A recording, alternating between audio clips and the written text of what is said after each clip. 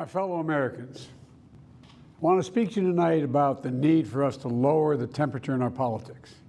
And to remember, while we may disagree, we are not enemies.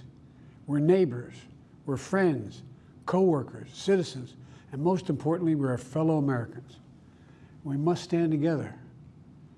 Yesterday's shooting at Donald Trump's rally in Pennsylvania calls on all of us to take a step back, take stock of where we are, how we go forward from here.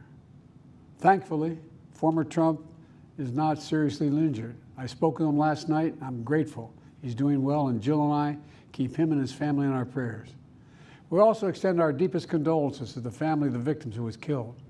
Corey was a husband, a father, a volunteer firefighter, a hero, sheltering his family from those bullets. We should all hold his family and all those injured in our prayers. Earlier today, I spoke about an ongoing investigation. We do not know the motive of the shooter yet. We don't know his opinions or affiliations. We don't know whether he had help or support or if he communicated with anyone else. Law enforcement professionals, as I speak, are investigating those questions. Tonight, I want to speak to what we do know. A former president was shot, an American citizen killed, while simply exercising his freedom to support the candidate of his choosing. We cannot, we must not go down this road in America. We've traveled it before throughout our history. Violence has never been the answer. Whether it's with members of Congress of both parties being targeted and shot, or a violent mob attacking the Capitol on January 6th, or a brutal attack on the spouse of former Speaker of the House, Nancy Pelosi, or information and intimidation on election officials, or the kidnapping plot against the sitting governor, or an attempted assassination on Donald Trump.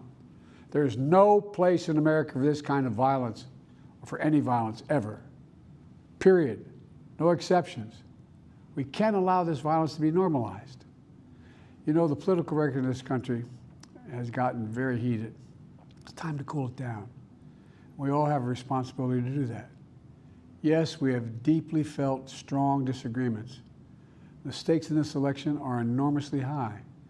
I've said it many times that the choice in this election we make in this election is going to shape the future of America and the world for decades to come. I believe that with all my soul. I know that millions of my fellow Americans believe it as well. And some have a different view as to the direction our country should take. Disagreement is inevitable in American democracy.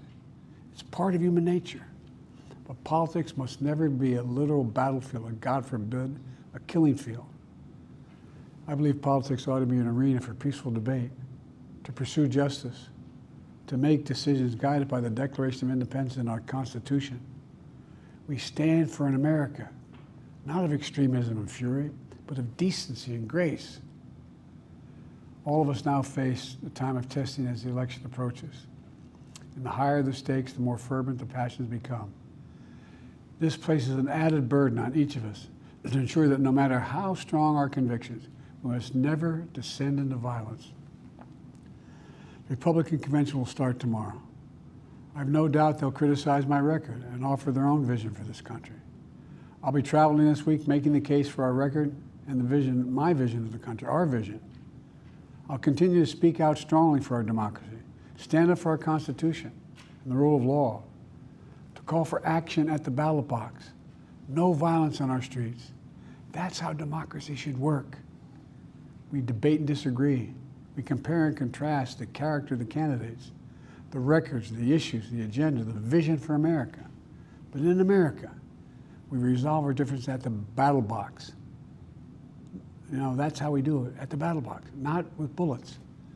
The power to change America should always rest in the hands of the people, not in the hands of a would-be assassin. You know, the path forward through competing visions of the campaign should always be resolved peacefully, not through acts of violence. You know, we're blessed to live in the greatest country on earth, and I believe that with every soul, every power of my being. So tonight, I'm asking every American to recommit, to think about it. What's made America so special? Here in America, everyone must be treated with dignity and respect, and hate must have no safe harbor. Here in America, we need to get out of our silos, where we only listen to those with whom we agree, where misinformation is rampant, where foreign actors fan the flames of our division to shape the outcomes consistent with their interests, not ours. Let's remember, here in America, while unity is the most elusive of all goals right now, nothing is more important for us now than standing together. We can do this. You know, from the beginning, our founders understood the power of passion. And so they created a democracy that gave reason and balance a chance to prevail over brute force. That's the American we must be. An American democracy where arguments are made in good faith. An American democracy where the rule of law is respected. An American democracy where decency, dignity, fair play aren't just quaint notions, but living, breathing realities. We owe that to those who come before us, to those who gave their lives for this country. We owe that to ourselves. We owe it to our children and our grandchildren. Look, let's never lose sight of who we are. Let's remember we are the United States of America. There is nothing beyond our capacity when we do it together. God bless you all, and may God protect our troops.